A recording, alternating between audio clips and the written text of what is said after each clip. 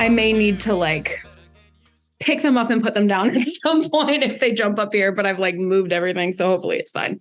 For those just joining us, you're talking about your cats. I am talking. It's all I ever talk about. Okay. No, I just want to make sure people who coming in on pick them up, put them down and all that. I just want people to know what the hell we're talking about. How you doing, Roxanna? I'm good. How are you? I'm lovely. I'm really, really great. Wonderful. I have to have surgery and I have to wait to have it for like a month and a half until the surgeon can like get to me. And it's my first time with that experience where it's like, you really need to have this done. And I'm like, great. And they're like, yeah, but until you just have to deal with it until December. Jesus. Yeah, if you want to talk about the American healthcare system for an hour and a half, if there's one thing I can complain about for a lengthy amount of time, it's things like this. I'm so sorry, dude. I just had to get honest for a second about how you doing. That's how I'm doing. And so I got my knees all fucked up. And yeah, we could totally talk about that for a really long time. I think an hour and a half is an undersell on the time we could fill, I'm sure, based on your tone. That is real. That is real. 100%. All right. Well, that's not really why people are here, I don't think. If we really have to go there, we'll go there. But we should give context. I always like to give context. I don't know you at all, really. We talked briefly when I was planning my wedding about photography. We did. Yeah. That was the thing. And I ended up hiring somebody local to Colorado, which I didn't think I would be able to do. And that's why I was talking to you, but I ended up finding someone there. But that is like the limit. That's all we know about each other is, I had a wedding and I know that I also know you have a podcast. So that's all I got. Yeah. All right. So cool. And I know that, we went to the same school and you are clearly a talented photographer. I don't even know, are you a cinematography major at school? I'm an editor. See, I don't even fucking know that. Yeah, no, it's kind of left field to keep doing the photography thing, but I couldn't let it go. So I didn't. I mean, it's no more left field than reality TV producing when I used to make theater and be all up my ass about the classics and conservatives. But now I make like what some people refer to as trash TV and I refer to as my income. Things change.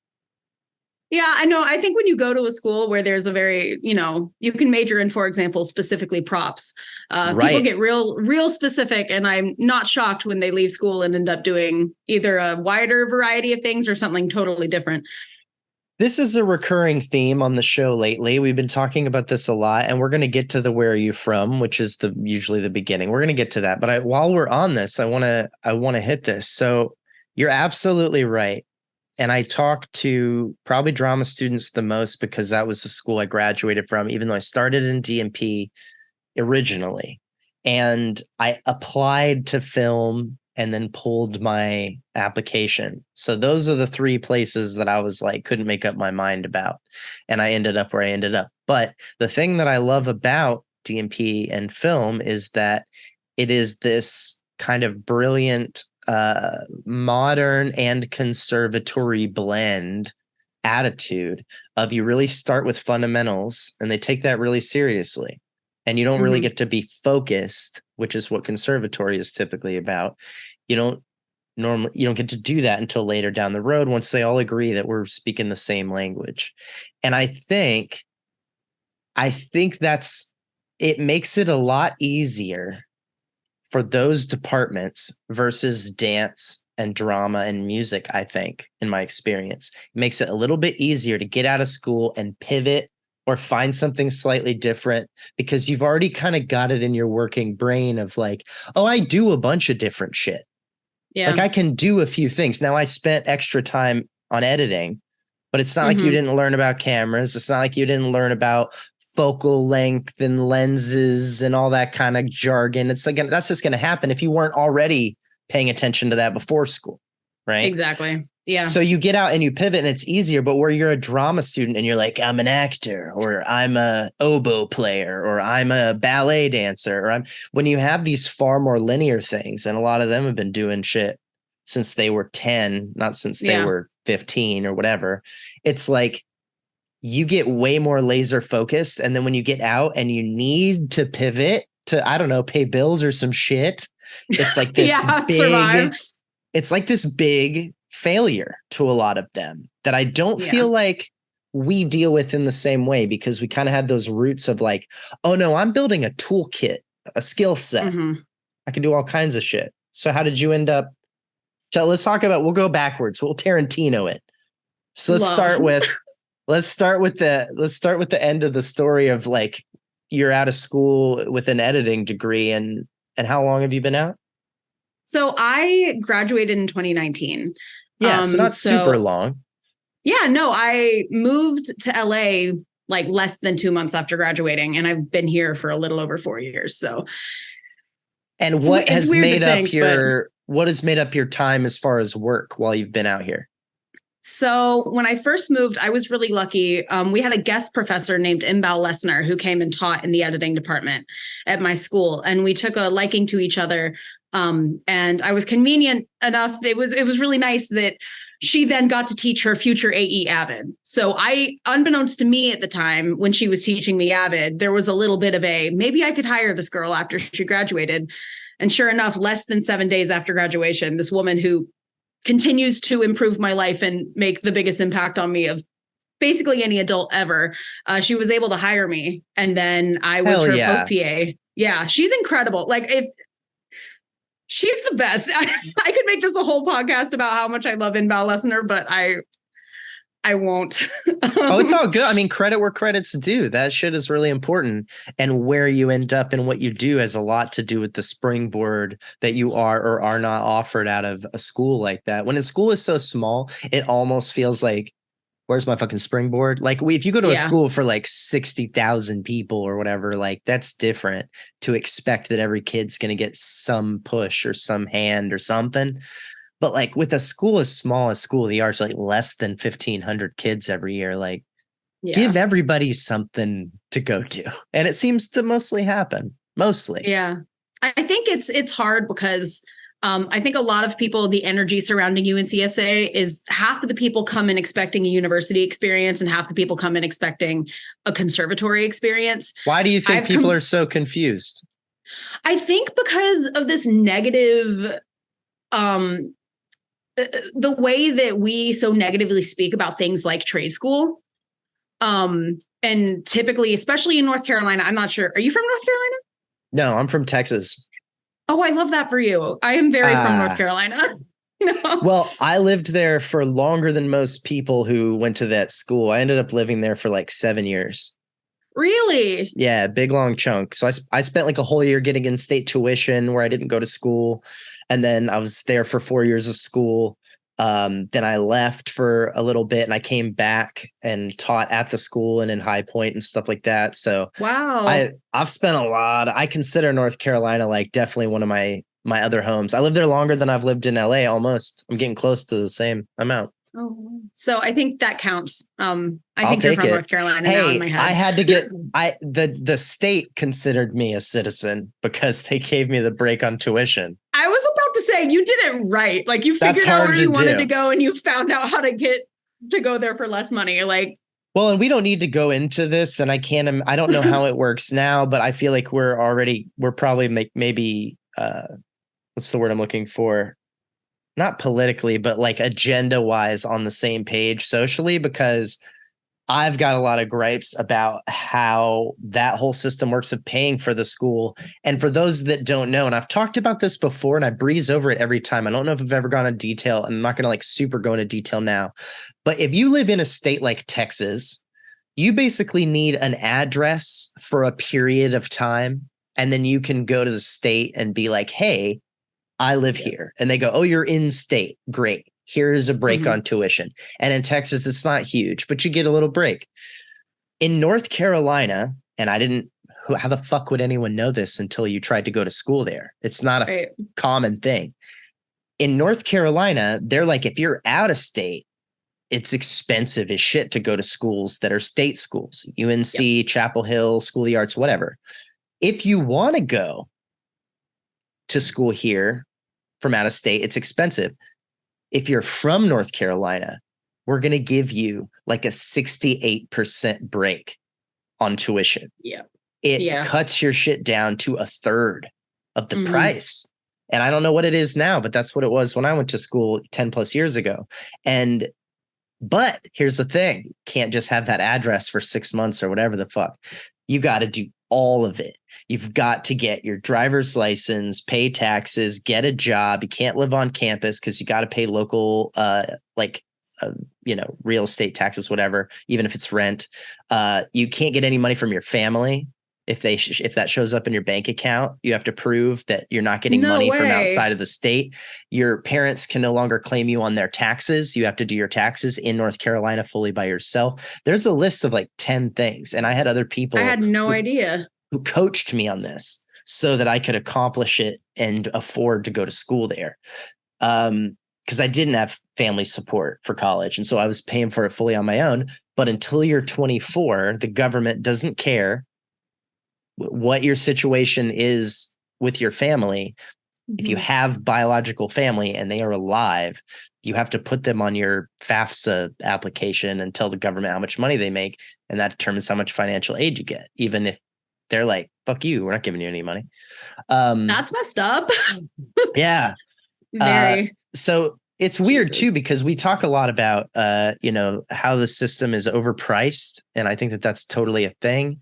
And then we have so many conversations about the debt, which is true. But it's like, we also have all this weird red tape that makes it really hard for like earnest kids who want a good education, who got into a dope ass school too. That doesn't take everybody. It's like, why should those kids? It's like when they pay for everyone to go to like grad school somewhere. But even a school like this, it's like, you really should just help the kids go to school there. They have already proven that they work hard. I talk to the international kids about this all the time.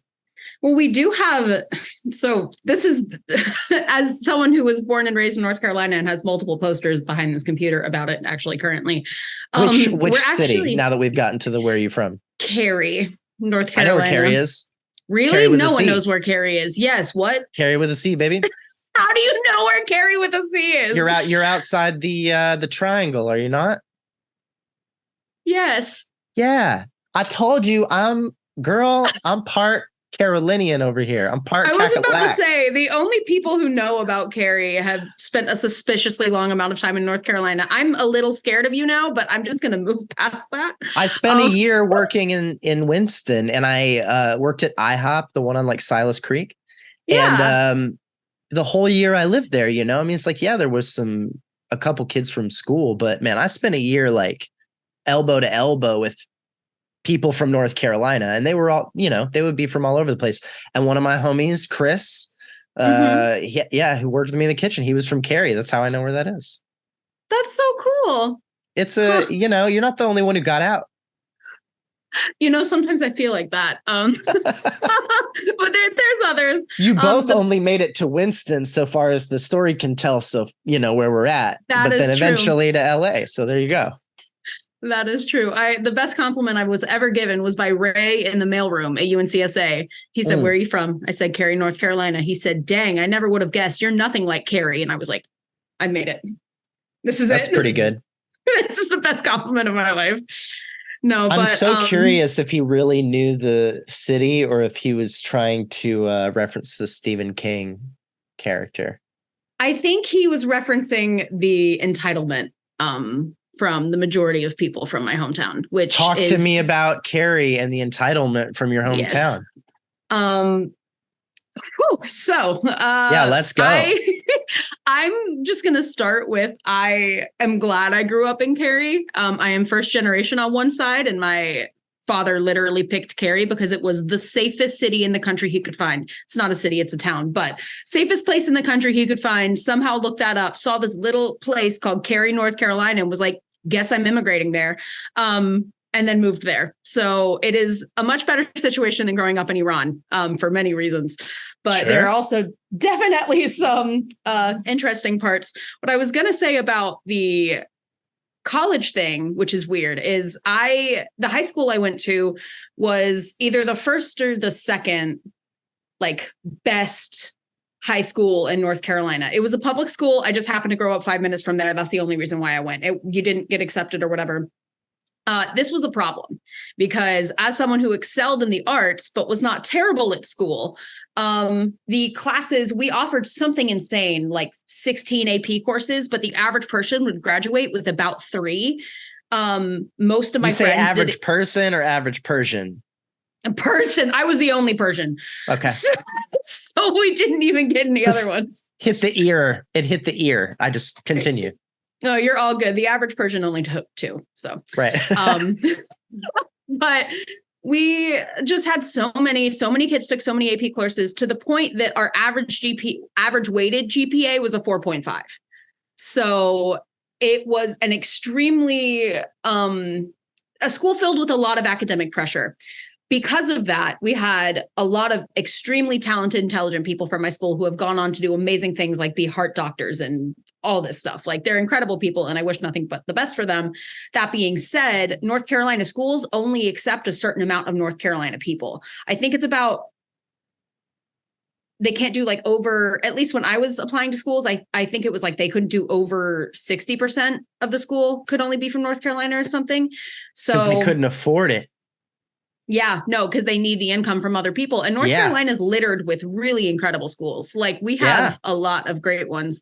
Like we have some this hidden gems, some really famous. It's absolutely true. That's like one of the things, which is so funny because North Carolina public education is like 43rd or something like that. Like it's not overall, it's rated terribly. Some of the best colleges in the country, for Chapel Hill to A&T, like there's so many good schools for so many different things. Exactly. I love telling people about my school because they don't even know it exists. And I'm like, yeah, Danny McBride went there. And also we have like a 98% employment rate out of school. So like, you know, whatever, 4% acceptance rate, whatever. It's nothing. 3rd best drama school in the world. It's just, nobody cares. You know, it's tiny, whatever. No one cares. And you know, if I'm being totally honest with you, I am obsessed with that part. It is one of my favorite things about going to school there because if I went to Juilliard, I wouldn't tell anybody. Yeah. I wouldn't. Yeah. I would be like, I went to drama school. It's like if you go to Harvard and then you tell people you went there, like, shut the fuck up. You went to college. You sound like an asshole. Like just exactly. Just say you went. Don't like it's the bigger deal your school is, the less cool it is to fucking ever say you went there. So we get this dope ass education and people are like, where'd you go? And you're like, UNCSA. And they're like, I don't know. You're like, yeah, it's a good school. It's crazy though, because like, at least in the editing, you know, world of film, how do I say this? We're a lot better. Then we exit school a lot more prepared than a lot of different schools because we teach Avid. It's such a simple thing, but so many colleges just don't teach the most important and most like popular editing software in film. What are they just teaching Adobe shit or what? Yes. Really? Yeah. So we're one of the only schools that proficiently teaches Avid. So we're one of the only schools where you can graduate and immediately get a job as an AE because you actually know Avid. So it's crazy because like, yeah, we're from this that community school. of editors is so small and it is such in high demand, especially in the unscripted world. Oh my God. Yeah. The amount of work. Yeah. So much work. So much drama though about like unscripted versus scripted. I just flipped into scripted right before the strike. Yeah. So I have firsthand dealt with a lot of this stuff in terms of like the social pressure, but also the pay difference and, you know, the fact that one of them gets you health insurance, the other doesn't. Go on. Oh, goodness. I could talk about this forever. So essentially, I think this is a good thing to talk about because I don't get to talk to a lot of film editors or TV editors. And I actually work hand in hand with editors all the time. It's one of the few things that is taught at school, the school that we went to, that I cross over with professionally because I don't work with any fucking actors. I don't work dancer. I used to work with dancers when I worked on Dancing with the Stars. That was my closest, like, I'm kind of doing an artsy thing, but now I don't work with that at all. And so it's like actual editors are the people that I work with all the time back and forth. So For those, can we lay it out a little bit layman's from the beginning as far as like the difference between union, non-union, and kind of scripted, unscripted? Like, what is that dichotomy as you're leaving school, and what are you thinking about that as far as like, what did they tell you versus what are you actually experiencing and all that? 100%. So I am super down to talk about this because legitimately, if there's one thing I have struggled with in my career, it's coming to terms with the fact that I don't want to make documentaries anymore. Oh, shit. Okay. I love this. Go on. Yeah. I have literally wanted to make documentaries since I was 11 years old. I edited a documentary when I was 11 years old. It was about local produce. It's terrible, but I made it and I was proud of it. And it screened at a little festival. And I was like, I'm going to edit documentaries. That's it. I was 11. I was like, I'm going to go to film school. This is what I'm going to do with my life. Like, did you direct it? I believe like, did you make it or you just cut it? It was a group of 5 of us. Okay. I believe that I was listed as the producer, but we were kids. So everyone did everything. Right, you know what I mean? Okay. Yeah. I just want to get an idea of the ownership of this produce doc that you started with. Oh, in my brain, it's just mine. Like in my mind, those avocados, I did the research. They were $3 and I'm the one that knew that. Like, yeah, you carried it on your back. I know you did. I believe you. Exactly. Let's go. All right. What's next? So I wanted to do this, right? I was really passionate about it. And as I got older and started learning about the injustices of women of color and, Indigenous people who are missing and murdered and, anyone, gay people, obviously I am one. And like, it's all of these things that made up who I was, how many of them were getting murdered and butchered and stolen and raped and all of that stuff. And I was like, this is what I need to do. What I've been called to do with my life is tell documentary storytelling, about parts of me that are not mentioned in the media. So I was super sold on this. Part of the reason Imbal and I really hit it off is she's an incredible documentary filmmaker. She's an editor, but she now show runs. And I believe she writes as well. She's just an all around badass. And she met me. And the fact that I was so open about actually wanting to do docs in a world in which docs aren't even really taught at UNCSA, I think she kind of latched onto that. Because it was genuine. It was a genuine want to go into documentary work. I also did not know about how complicated this stuff can get when you actually get into the industry. And I'm just going to speak from a post standpoint because that's all I know. But when I came out here and I started working in docs, it was a really good way to get my hours because I was able to work myself up from being a post PA to being an AE in less than like 4 months. Because I had the support. So pause for a second because I'm going to lay some stuff out just for people listening who maybe don't get the jargon. Of course. You just said you're getting your hours, which I believe you mean your hours to make you eligible to join the union, correct? Correct. And when you said post PA, you mean a post-production assistant, which is essentially the most entry-level job you can get in an edit house where a bunch of things are being edited. The post PA is running around mostly like taking drives from one place to another, signing things in. What else are you doing in that post PA gig? I was doing a lot of, so I worked for an individual project. I didn't work for an actual post-production house. I was hired by the editor I did stuff like, this is where it gets juicy. Because what you would think a post PA does is only running errands, doing crafty, getting everyone lunch, getting coffee, making sure the computers are turned on in the morning, stuff like that. You're the office PA for the post department. Exactly. Correct. What were you doing? On day 1, I was in the Avid. So I showed up and on day 1 was logging.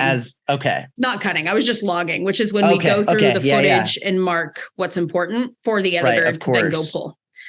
I was able to do that because in unscripted, there are no rules preventing PAs from actually being in the Avid. If you work on a union production, you can't even touch the computer if you're a PA. And I would say this is a good opportunity as well to extend to anyone curious about it. That is very much how everything in the union works, from cameras to audio equipment to everything.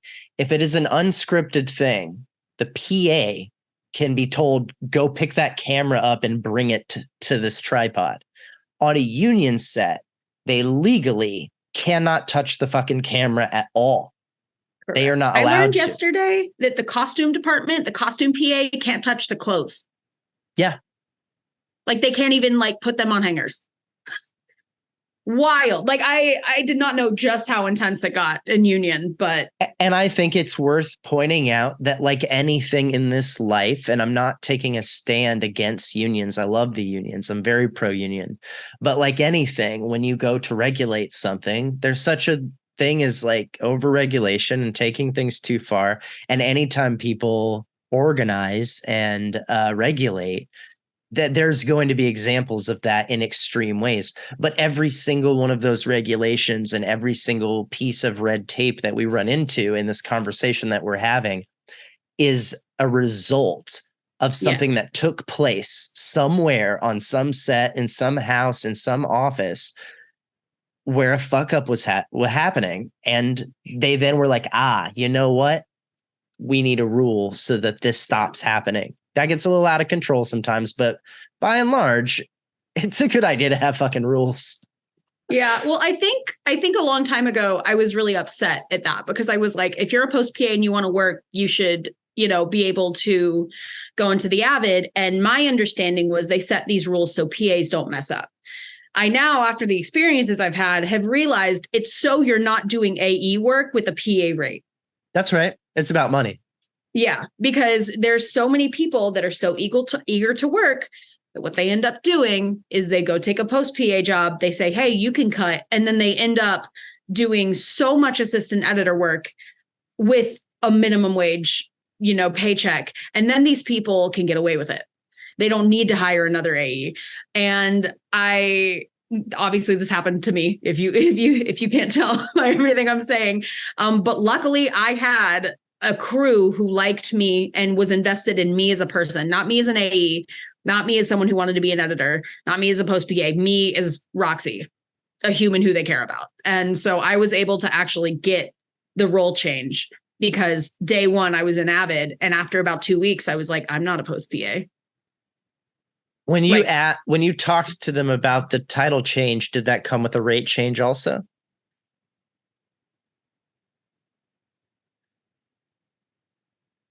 I must skip this one. That's okay. I will tell a little of my personal story that's almost just like that. That I can tell that maybe we'll fill in the gap. And I think this is part of what we're talking about, because here's the thing. You're right. On a union gig, you are more protected in a bunch of different ways. The project is more protected in a bunch of different ways. It is also massively more expensive to buy those protections. You are paying for all of that safety and protection for the gig and for the workers. Yeah. It also, one of the cons, one of the drawbacks we were just talking about, where these rules kind of get out of control because we can't fix every fucking problem. One of the drawbacks is there's not a lot of room for movement on this ladder because the rungs of it are so tight and you're not allowed to touch the other ones while you're on this one. If it's a little more Wild West, if the rules are a little looser, that's how a guy who went to drama school for directing theater gets to learn how a camera works. Yeah. I got to learn how to shoot and got to shoot shots that aired on television. That's so cool. Just a few years out of school, because I stood next to a producer as another producer, and we're just fucking all producers. And he's like, hey, man, you want to learn how the camera works? I'm like, yeah. When I was working on Showtime at the Apollo, which they tried to reboot a while ago, I was brought in as a logger, not even a post PA or an AE. They just called me a logger. They're paying me like, I don't know, $700 a week or some shit. It was like nothing. It was PA rate. But I was at one point doing network notes in the edit with a union editor over their shoulder, going over the notes and picking shots. And I'm like, I'm a post AP. I'm a story AP. That's what I'm doing right now. Story associate producer. And what we're talking is a bunch of jargon. These are just titles that are assigned to roles and responsibilities, essentially. And I went to the EPs. This was a season 1 show. They're trying to figure out the whole damn thing. And I said, look, I hadn't gotten an AP credit yet at all. And I went to them and I was like, look, just give me the title. We hadn't put out a single episode. Nothing had aired. I said, on all these episodes of this first season, just call me an AP. Yeah. You can keep paying me as a logger. I'll take the minimum wage. I took it. And they said, fucking yeah. Who cares what we write on the thing? Yep. Yeah, sure. Whatever. Give it to him. He'll do that job for that rate, of course. But then I never went back from AP ever again. It solidified. And then on the next gig, I got an AP rate. And then I hit against that wall for years trying to make it to field producer or whatever the other gig I was trying to get. Yeah. And it's about that room they give you on the ladder to move. And sometimes you got to take one in the fucking whatever once so that you can. And that's kind of the benefit of the non-union world. No, that's exactly what I did. I ended up keeping my PA rate, but I told them to give me a full AE credit. And they said that I deserved it and that they'd be okay with that. That's how I got my union hours. That's how I got into the union. And I haven't been a PA since. I don't have a problem with that. Ethically, I don't have a problem with that. I don't think anything wrong happened there, because also here's the thing. It's lower risk for them to hire you at that first gig. And yeah, maybe you deserve the money, but they didn't fucking know that for sure. You were untested. You were green. You had a shit resume that only had school on it. And so you're like, that's a gamble. And it was the same thing for me working as that logger. They didn't know that I could do producer notes with the editor until I got in there. I started working with them and I proved myself. And then they were like, all right, here's the deal. We'll give you the vouch. That's what it is. We'll give you the fucking letter of recommendation, which in most professions is a big deal. In our profession, it doesn't exist unless you're like taking over a company or something. Like, and in that, they're going to talk to them. They're not going to want a fucking letter. Like, it's just, I think it's okay. I think it's okay that it works that way, especially at a lower level. But the problem is when it gets done over and over and they're like, Roxy, come back next season and do the fucking PA rate AE thing again. That's when you're like, whoa. I already proved it. No. Now you got to pay me. And that's when it's tough for you, because then you have to say, sounds like you can't afford me now. Yeah. And it's hard. It's hard to go forward from there and say stuff like that. But I will say that crew, I have amazing relationships with all of them. We still text. Like, we have a group chat. It's been 4 years. It was such a good experience. Yeah, I loved them. And it was a good show. There were some really hard times because COVID hit halfway through it. And we ended up finishing the film at home. There were days I would work from, I'm not kidding, 10 a.m. to 1 a.m. With no overtime because it was unscripted. And it got really hard for me, but it is the product I'm most proud of everything I've ever worked on. It's the crew I'm happiest I've worked with anyone I've ever worked on. And it is the reason that I tell people I would suggest going into unscripted instead of doing something like getting your hours at a trailer house, getting your hours working on something else. I always tell people go the documentary or go the reality route, because I learned how to be an AE for an entirely different kind of film. And now those skills come into play when I work in scripted. There's something called Script Sync. It's a software in which we go through, and every time someone says, and then, we mark it. I am 10 times faster at that because I worked it unscripted, because that's what I had to do. We call it frankenbiting. I would have to frankenbite all these sentences together, not in malicious ways, but sometimes these victims and telling their stories would be, let's say, grammatically incorrect. And we don't want to make them look like they don't know how to speak on a show in which they are sharing a very vulnerable story. So a lot of my job is to go frankenbite together to make sure their sentence is coherent, so their story comes across as genuinely as possible. We're not over here doing like trying to manipulate their story. It's genuinely. You are not. I'm not. Yeah. So it's I'm faster at that because I did unscripted, and when I moved into scripted, it was a skill set I had that a lot of other people did not have. So I am very grateful for my time in unscripted. I still love documentaries, but I had some health emergency situations in which medical bills were piling up. And it became really obvious to me really quickly that some people can make the decision to tell the stories they want to tell, and some people cannot. And I'm someone that has to prioritize my physical being and ability to function in the world over the content that I grew up wanting to make. And I have found ways to tell stories through scripted that get across the same message that I wanted to sell with documentary work. And I'm actually able to enjoy documentaries now. I developed really bad secondhand trauma from watching all of the unedited footage of these atrocities. And after a couple of years of being out of it, now I can actually watch docs and get the same feelings I got from them originally and care about the stories in the way I used to, instead of watching it and being like, I can't do this right now. It got to a point I couldn't watch movies. So I can finally watch movies again. I can finally enjoy film again. I love that. Yeah, I couldn't. I got to a point that I didn't like movies anymore. And there was a joke in my household in which Roxy hates plot. And anytime anything happened in a film that was slightly, shifted the energy of the film, everyone's like, we can't watch this. Roxy hates plot. And I'm like, I don't want to think about conflict.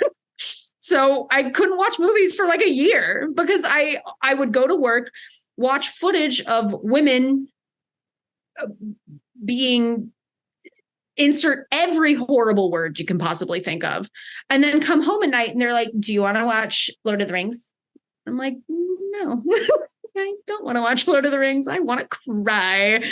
So my wife went to grad school for social work. And so in a condensed program with no time off. And so for 2 years straight with like no more than a week's vacation or so, at a time, she spent all day.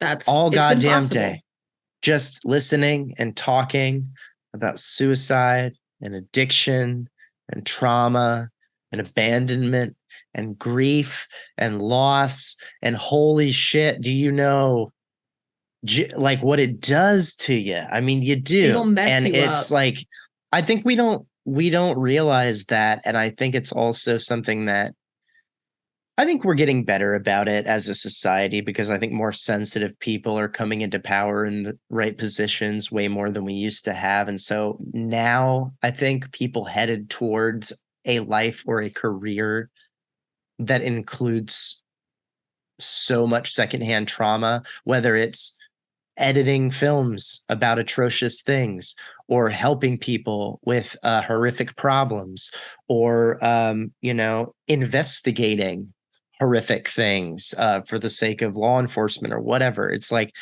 we are, thankfully, I think, maybe not as good as we can, and we need to keep working on it, but we are at least packaging that a little bit more with like, make sure you do some self-care, make sure you're aware this is not a harmless thing just because it's not happening to you.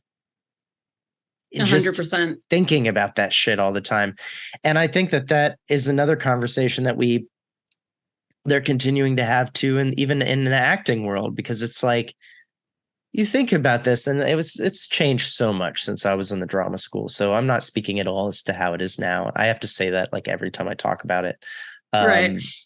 Because I don't know. I just went to homecoming and like watched an acting class, and some of it was the same. Some of it was super not fucking same. And so, but at the time, it's like, we would be like 19 years old and we'd be like sitting there with the lights dimmed to where we can barely kind of see what's in front of us. And we're wearing a mask, and we've created a whole illusion for ourselves where someone just got like assaulted, or we got in a fight, or we're about to die because it's the apocalypse or whatever. And we're really trying to trick ourselves into believing that situation is real, because that's what we're there to learn how to be good at. And it's like, yeah, it's like you need to couple that with some like, let's all aftercare and let's all like go do something about that. And you have to do that when you work on these kinds of projects, or it will do exactly what it did to you and start to like numb you and make things not fun that used to be fun, and zap you of the joy that used to be with that's the reason you did that at that volume in the first place, is because there was something you liked about it. Exactly. And I was once told, after working on a couple of sexual assault documentaries in a row, I asked why these people kept hiring me. And they said, it's because you're probably one of the only AEs we've ever had that can still come to work the next day smiling after watching all of this stuff, which I appreciated, because I understand that meant to them, I was someone that they felt safe around. And, you know, we would cry together if we had to watch that footage. And at the end of the day, I was always like, I'm getting through this because people need to be heard. And I appreciate that sentiment. And I really do. I took that compliment to heart. But it did get to a point where it's like, but there's pressure on me to be that. I don't get a paycheck if I'm not like that. I don't get to pay rent if I'm not like that. And I found a group of people who all had the same job. It was on accident. We didn't mean to get together for this reason, but we figured out together that we had all had this shared experience. One of my closest friends in LA now, they worked on the documentary about R. Kelly, and bonding with them has been really special because we have this unique experience no one ever talks about, which is being an assistant editor, watching all of the raw footage of really atrocious things and talking to them and, you know, recovering through them and with them has been really interesting because it's not something we talk about. And there's all this rhetoric online, which is deserved, of people saying most documentaries now are torture porn and like they just want to make you like they're using the victims' stories for attention and all this. And while I don't doubt that for some people that's very real, I can go ahead and tell you that every single person I've worked with in post-production who works on documentaries about really traumatizing things, all of them are doing it for the most genuine reason on earth. Like I have never met a person who's trying to alter the story. I've never met a person who's doing it for attention. The only times I've ever felt like we changed the story to make it more jarring was because we felt like someone truly needed to be called out and we were going to do whatever we could to get our victims justice by really emphasizing the terrible things they've done. So it's my experience of working in that side of the industry has been overwhelmingly positive people, really stressful work environment, you know, with no health insurance, that really heavily affects your life outside of work. But the product, like the first thing I worked on was called Seduced Inside the NXIVM Cult. It's on Stars. It's a 4-part documentary. And when it came out a couple months later, a cult leader was in prison. And like knowing that I'm literally getting chills, knowing that our documentary had something to do with that. I genuinely don't think there is ever going to be anything that will replicate that feeling for me. Like it was so special to be like, you know, we had survived the pandemic. Like we finished it during the pandemic. We turned it in, I believe in 2021. We all got together and we got to watch it together. And it was just really, really emotional. And just knowing that like we had created this thing through a time of struggle to help women who had been through some of the worst stuff you can ever imagine. And yeah, it was incredible. And it was a really wonderful experience at the end of the day. And I'm so glad I did it. But I just am not the kind of person who can handle that as a full-time career. And that's okay. And I can tell those stories in other ways. But yeah. Yeah, but no one could take away from you that memory of him hiding in that closet in Mexico like a little bitch. Like, yo. You've seen it? Oh my God. Yeah, I followed that whole story. One? That's the one I've seen. That's the one I've seen. I'm not gonna lie. We can talk. But yo, that's 100%. And okay, so here's my next question, because we don't have so much more time, but I want to get to this as well, because you mentioned this earlier and we've talked about this big shift of you know, away from documentary, and you're working on scripted stuff now, out of a combination of necessities, financial and emotional. I feel like you speak about this change with an amount of permanence that I'm curious how much you mean to speak of it that way versus how much you give yourself permission to return to this kind of work at a later date when those two things may be different in your life. So this is something I think about a lot. I bet. And I am the kind of person who in a perfect world would split it 50-50 because I do really like scripted. I really like the actual process is really interesting and new to me, and I'm enjoying it a lot.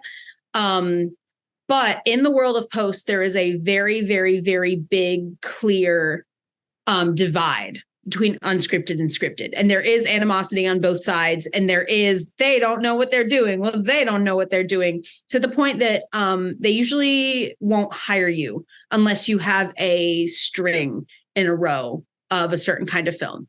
I know an editor who is so cool and so great. He edited Euphoria.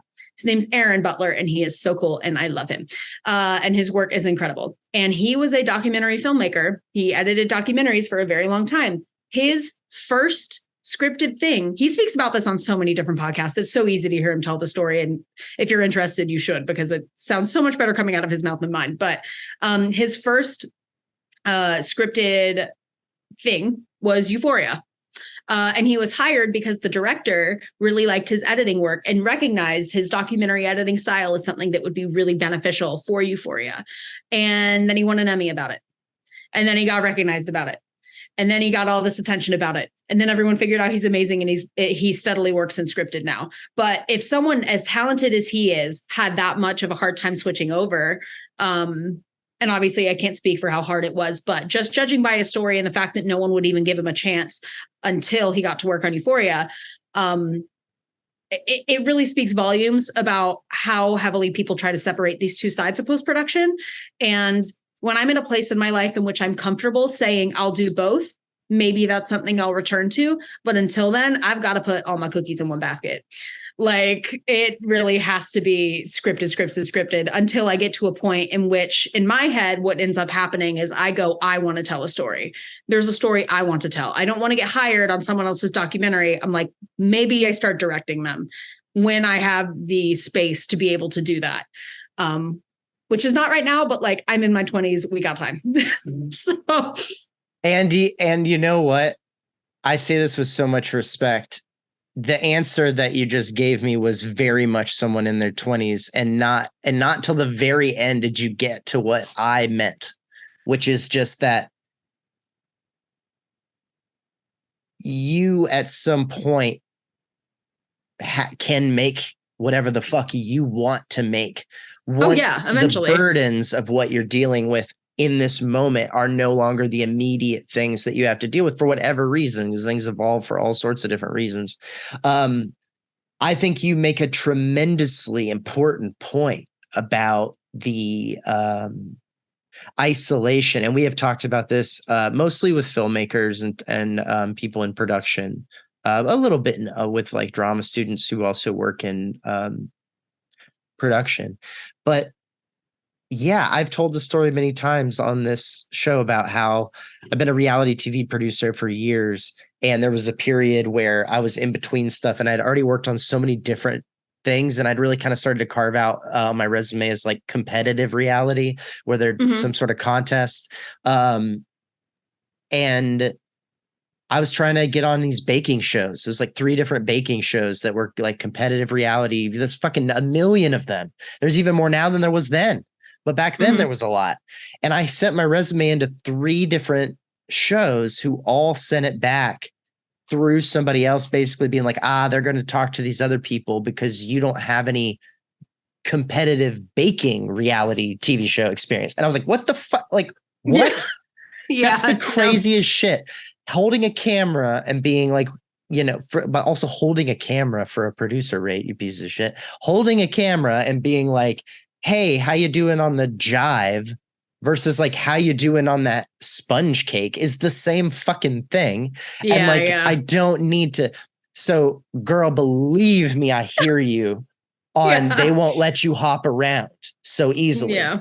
What I'm pointing to is like, for example, the reason I'm very much like you, I went to TV, and even more specific to reality TV, because I need a paycheck. I really, really needed one. And nobody else to bail me out.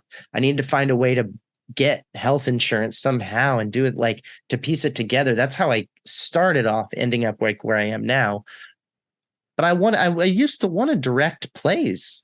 I liked doing that. That's what my degree is in. I miss it all the fucking time. But I'm not delusional into think that I'm going to get hired to direct a play. I'm going to have to be an assistant director for like 15 years before they'll let me do it. And then also it's theater. So I'm going to beg 100 people to come to it every time. And I'll be lucky if I make any money, at all. Yeah. So hoping that skill set would translate was foolish. They don't give a shit. They just don't get it, which is so crazy because people like us know that first year of school where we went to school built a foundation of I can do lots of different shit and I don't have to pigeonhole myself into this one thing forever. And you're going to have a fucking documentary that you need to make. Oh, it'll happen. It's already happening in my head. Fuck yeah. Well, and that's why I asked you. That's why I asked you, like, when you speak about it with this way that sounds so permanent of like, I am no longer someone who does this. It's just curious to me because it sounds like maybe closer to what you mean is like, for now, that's not my focus, but you're still going to be like a documentary chick. And you're, like that's who you are. That's so who you are. Oh, if you look at my Netflix history, you now can see. Yeah. Now that you can watch movies again. Exactly. And there was a part of that I missed being the girl that wanted to talk about docs. I didn't want to talk about docs anymore, Sure. So I'm still finding my balance of everything right now. Get this. This is so left field. I'm working in the costume department right now because it's the strike and nothing is real. So I'm like, the fact that I'm able to hop into a costume department and like, while I don't know anything, I'm learning. That is a department that needs so much more respect thrown on its name than it has right now. I at least am adaptable and they can show me how to do stuff. And it is a survival job, but it's a survival job that everyone there is rooting me on for. They think it's so like left field that I'm there, but they're happy to have me. And I love listening to their stories and learning from them. And I'm like, thank God I went to a school that didn't just teach me editing, because I just need a job right now. And there aren't actors to film the part that I need to be able to edit it, Yeah, so, no, I know exactly what you mean. And can I give you a compliment? Go for it. You have such like wardrobe department vibes. Oh, that is the biggest compliment I've gotten. That's amazing. You so do. Roxy, you're so a wardrobe department gal on the outside. I love that. Yeah, I mean that absolutely. I would 100% be like, who can hem this? And I would be like, you've got to know how to do that, right? Oh, don't give me a needle. Let me just go ahead and say, in theory, I can give whatever you need. I can give it to someone who can do it to you, but absolutely do not allow me around anything sharp if you care for your life. Copy that. Yeah, Copy but that. It's fun. They're such the an only thing you department. cut is footage. Exactly. No, literally, they're so fun. They have little like tassels and stuff on the scissors that we can use that aren't fabric scissors. Because one day I'm gonna grab fabric scissors and try to do something with them, and I can't. They're called I'm scared. And don't you do it? Oh, you're aware. I can sew. That's one of my backup skills. I was raised by two grandmothers who were both like very serious at sewing. One of them even more so than the other. So that's so sweet. I was feeding stuff through from a young age. Well, if you ever apparently need like a random side quest, I highly recommend joining the wardrobe department. They are fun. I'm about it. And they dress. Oh my goodness. In post, there's literally jokes about the fact that we don't wear real clothes to work. Like you go to the Eddies, and every single time I've been to the Eddies, one of the first jokes is, I have never seen you guys wear real pants before. And we're like, aha, we're wearing dresses. And at this department, they show up heels. Yeah. Like full blown, all this stuff. And I'm like, oh, I'm not used to this. Like I have to wake up an extra 30 minutes early so that I can Don't you remember that they were already on that shit when we were at school in D&P, like wardrobe and the wig and makeup girls and all that? Man, they're so badass.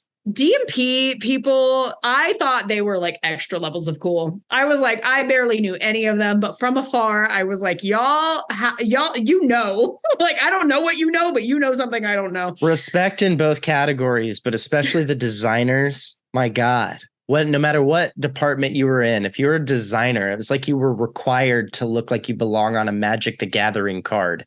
You had to have your own legendary creature vibe every day. It was fucking insane. Magic the Gathering card. That's amazing. Am I right? So it would real. be like you're so right. Lapels coming off like this and like feathers or like Well, Every I always time. remember something that I really liked about UNCSA in theory the whole time was that we got to wear whatever we wanted to graduation. And I was like, I can't wait. And then, of course, I'm a girly pop that the morning after I graduated was on my way to the LA trip. So I wore a dress that was thin enough to just be able to place on top of my suitcase. And then you've got the costume designers. Right. And they show up like they've been thinking about this for 4 years. And then everyone in film is like, we just kind of have this on. And then like, I wish I had gone.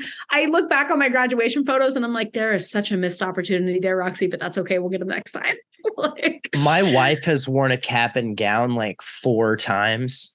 She would like grad school, undergrad, high school, and then I think she wore one for like middle school or some goofy shit, elementary or something. I don't know, but we've talked about it all the time. I've never worn a cap and gown in my life, and not even high school.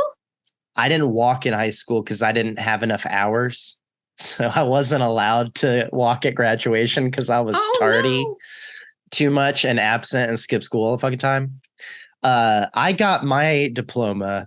I haven't brought this up in a while, so I'll tell everybody in case you missed this. This is the degenerate that you were listening to on At the Elephants all these years.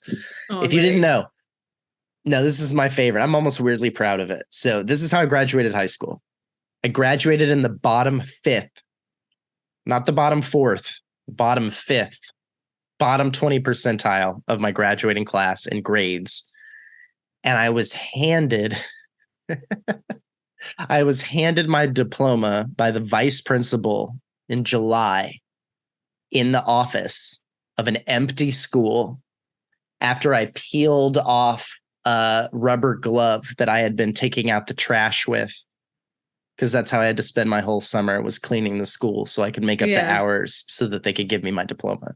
So when I finally did it, I walked into the office at like 2:00 in the afternoon and I took the glove off and he was like, all right, you're done. Here you go. And I was like, thanks. I'm going to go home now.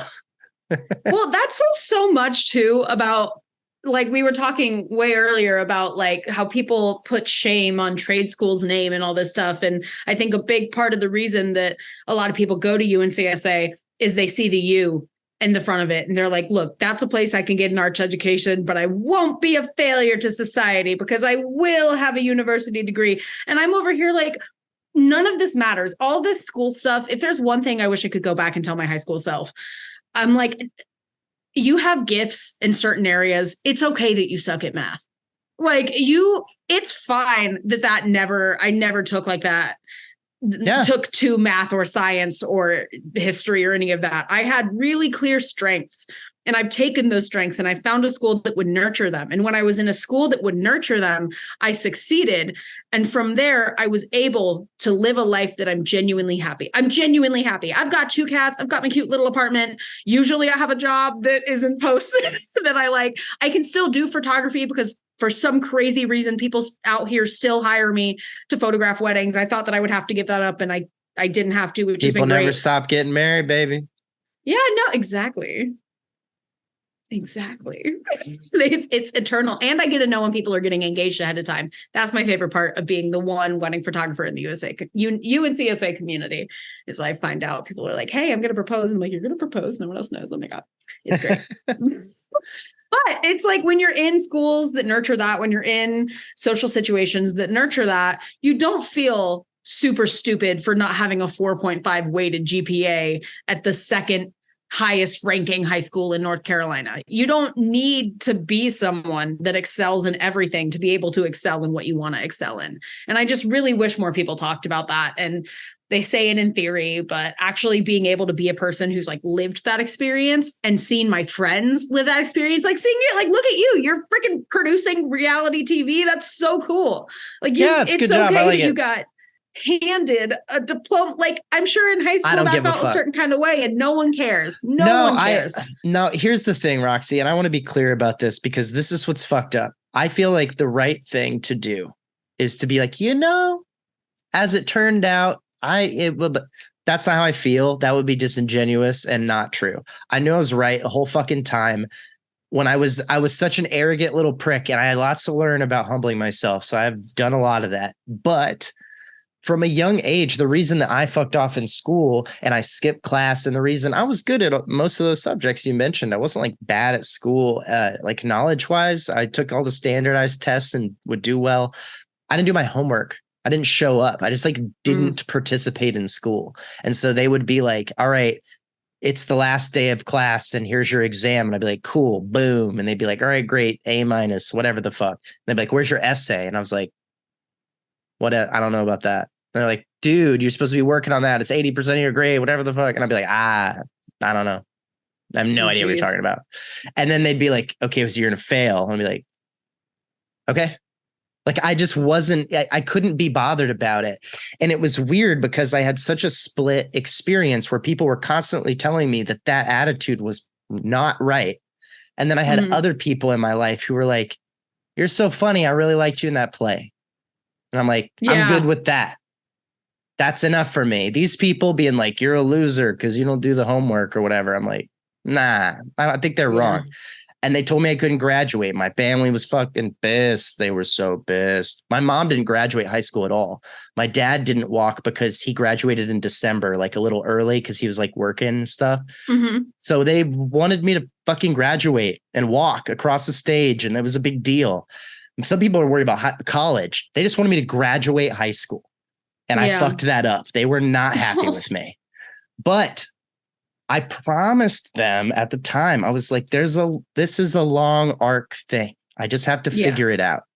And it's funny that you mentioned the U. When I got accepted and when I applied, there was no U. Right. Yeah. Because they changed that. The U happened while I was on campus, while I was a student. And I fought it. I wore a little pin that had the U with the little Ghostbusters thing through it. And I told everybody, fuck the U. I did the protests and all that kind of stuff, knowing we would lose. It was about money. There's nothing we could do. But to me, I had nothing but pride about the trade school I got into because that's what I thought of it as. Yeah, I was going to go there for lighting also because I was like 98% job rate, and I'm going to do lights on cruise ships or some shit. You were in a lot of departments. I started in lighting, and then I moved to drama directing. That's where I graduated from. Oh, that's so rad.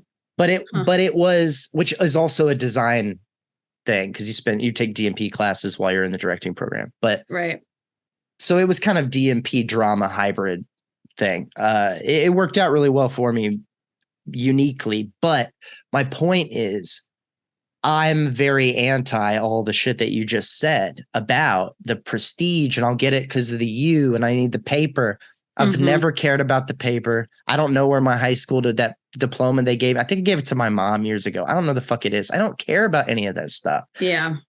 I was taught by the system, and maybe this is part of what you've experienced with other people and you've developed this for yourself.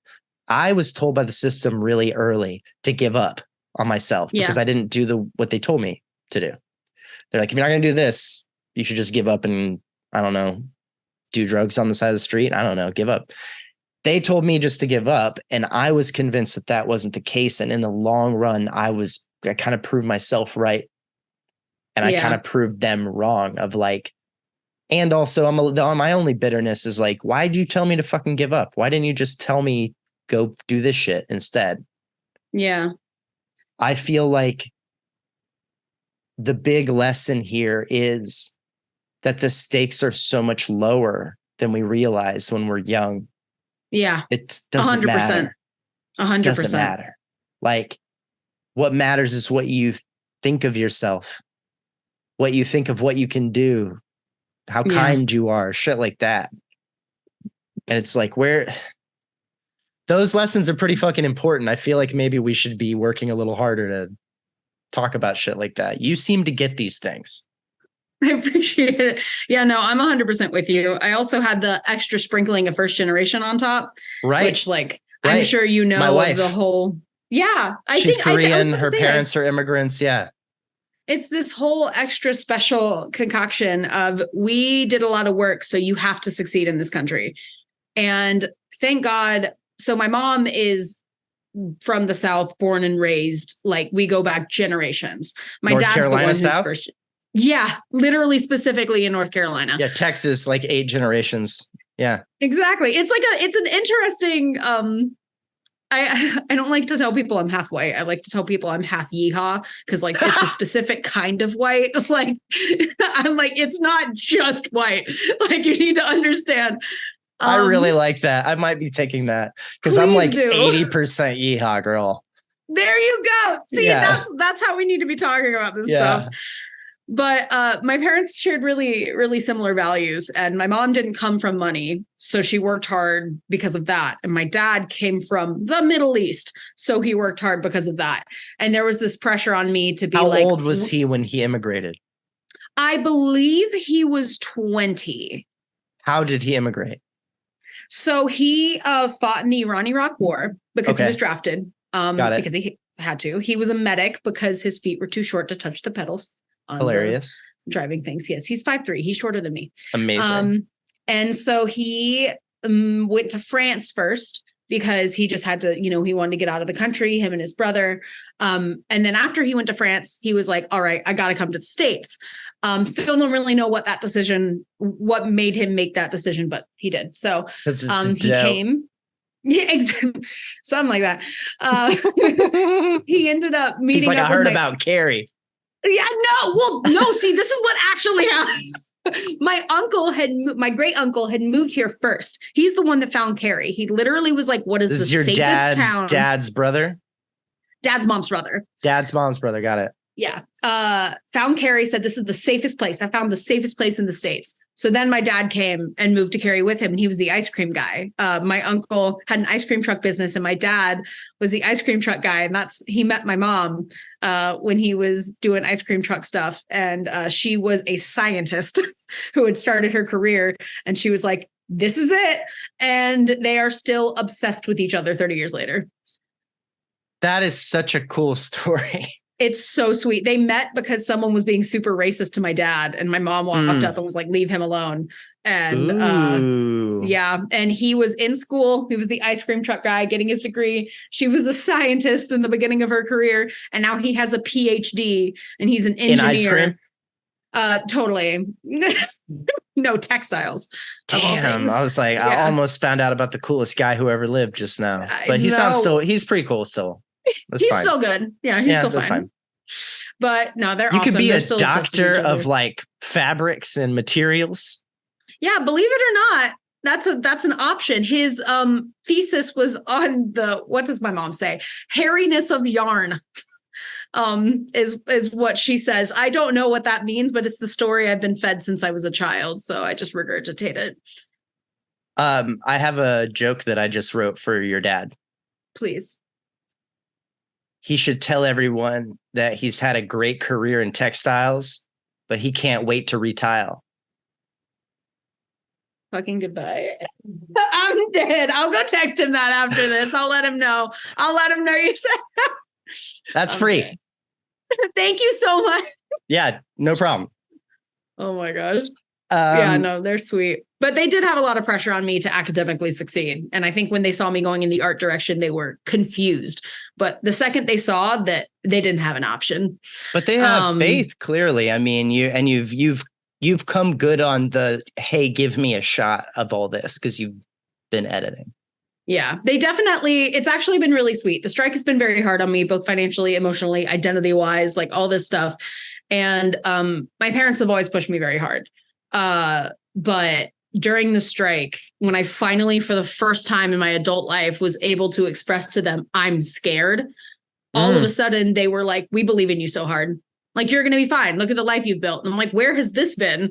Like, they were holding on to it, but it's something about me, like having lived out here for 4 years by myself and like actually doing the thing and succeeding. I finally convinced them that this was the right thing. And then they revealed they had always believed that. They just, were being parents about it.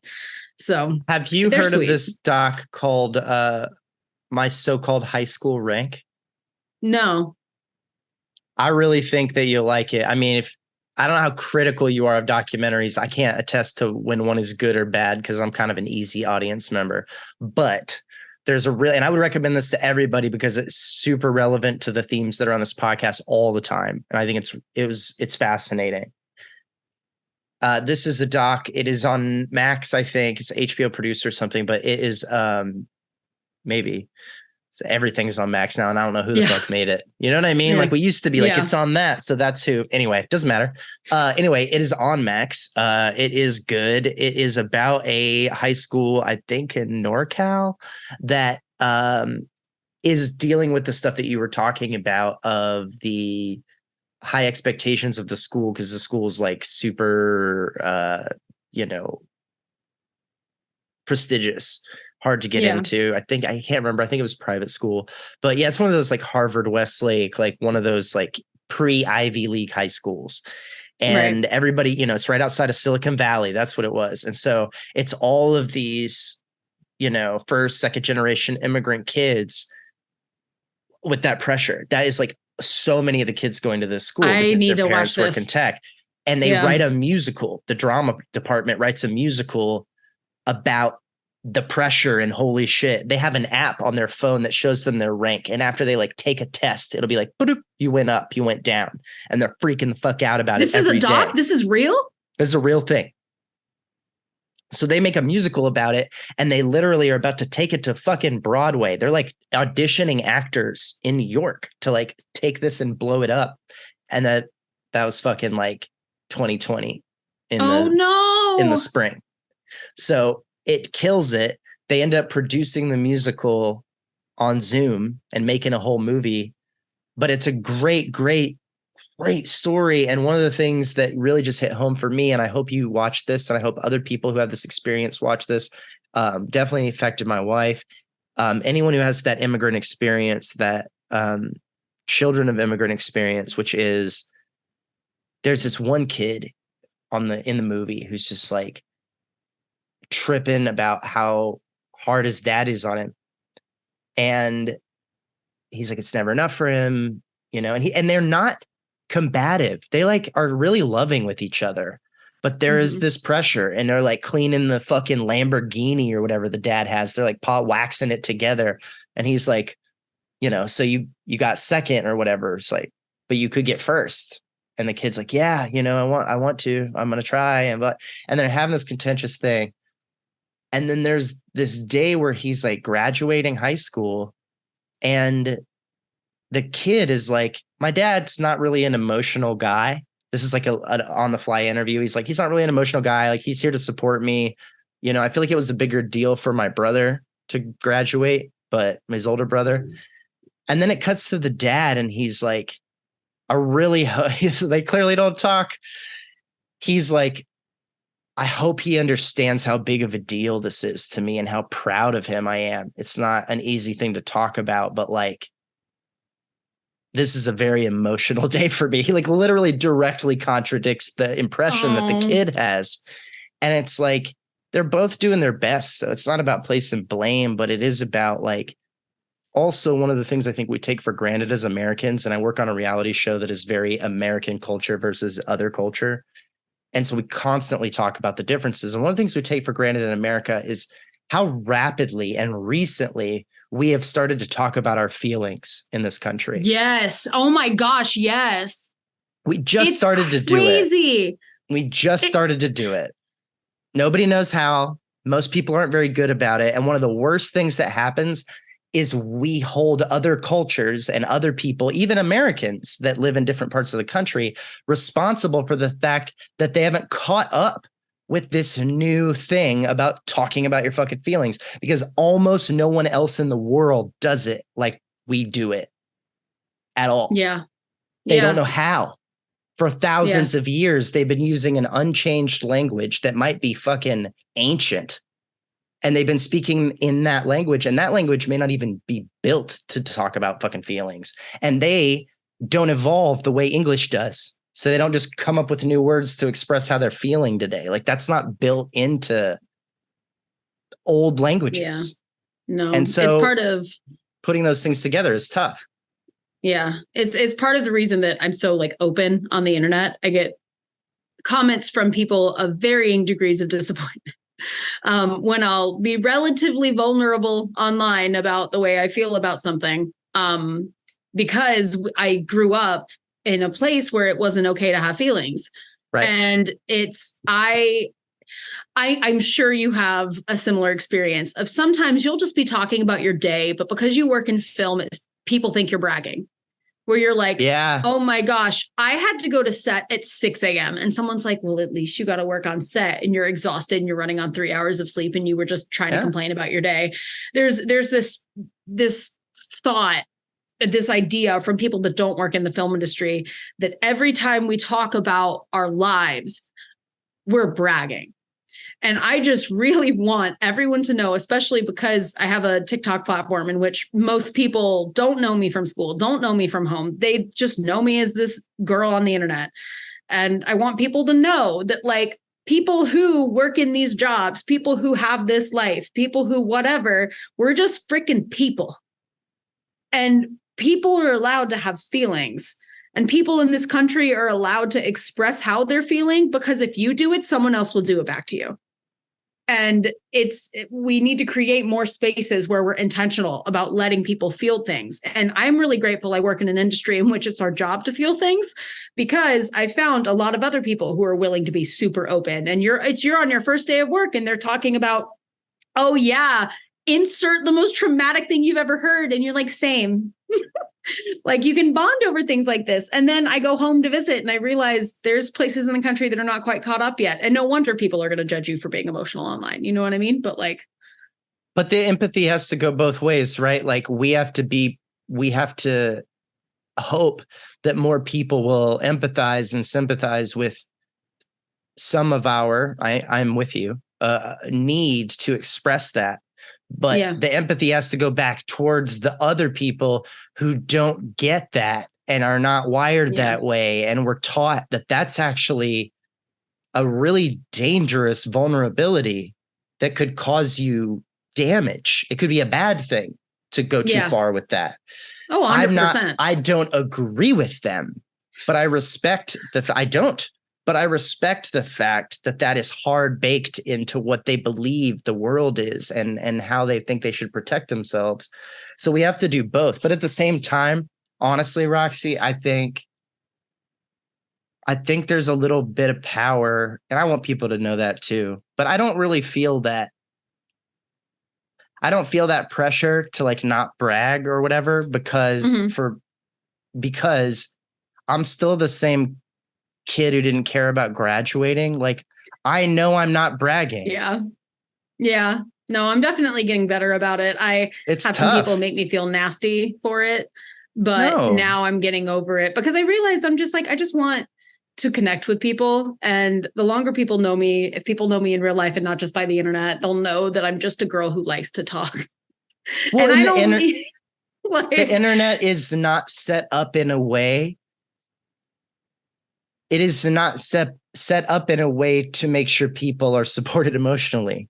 That's like, that is so obviously one of the bugs of this machine that we're all a part of. It's not built for your safety or your comfortability. It is simply built for attention. And usually the thing that drives attention the most, unfortunately, is animosity and judgment and shame. And I work in reality TV. It's like half of our business model, or I should say half of the business model of most reality TV, in my experience, is to instigate, intense, positive, but also mostly negative feelings amongst the audience. They want to upset everyone so that they feel they must rush to whatever platform they can to voice their frustration or anger at these people on screen that really maybe did or even didn't do the fucking thing that you're all upset about. And it is a fool's errand to try to tell them, hey, these are people too. You gotta take their feelings into consideration. These are real people. They're not actors. You're right. But to try to get them to get that is not only a fool's errand, it is contradictory to what they are interested in. They are there to hate. if they have the capacity to be a judgmental person who calls you out for bragging and makes you feel nasty, if they have that in them to get out, it's not you, it's going to be somebody else. If they have more knowledge about you being a regular person, or knowing that just because you go to set, that doesn't mean this, that, or the other, that knowledge is not going to affect their need to be nasty. It's going to happen to someone else on some other issue. So we can talk all day about getting them to get it. They're not going to get it. They don't want to get it. They're nasty. They want to be nasty, and they need they need a misunderstanding to lean on. So, because if they really got to the root of everything they want to be nasty about, they'd find out there's real people that deserve empathy at the core of it. They don't want to do that work though, girl. Yeah. Someone told me. It would take it away.